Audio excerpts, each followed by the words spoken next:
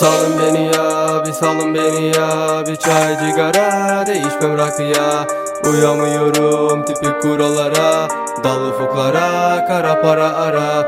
Salın beni ya, bir salın beni ya. Bir çay cigara, değişmem rakıya. Uyamıyorum tipik kurallara, dal ufuklara, kara para ara. Sokak lambası altında üşüyor bedenim. Sarılalım birbirimize, kenetlenelim. Poker masasında sorunları çözelim.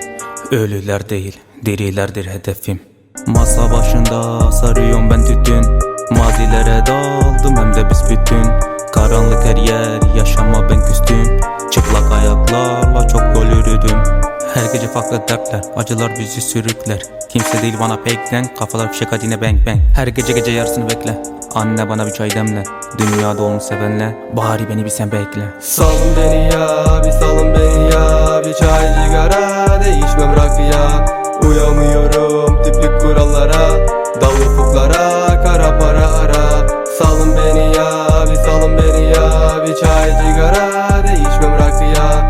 Uyamıyorum tipik kurallara, dal ufuklara, kara para ara. El ele verip hadi buradan gidelim. Dünya olmaz çok kirli, biz Mars'a gidelim. Yolunu kaybetmiş ben biri çocuk gibiyim.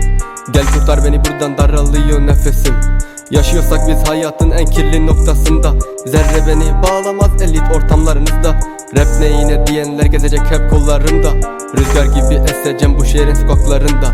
Kirli insanlarla güzel işlere imza attınız. Kalbiniz kırıldıkça paranoyak bir hal aldınız.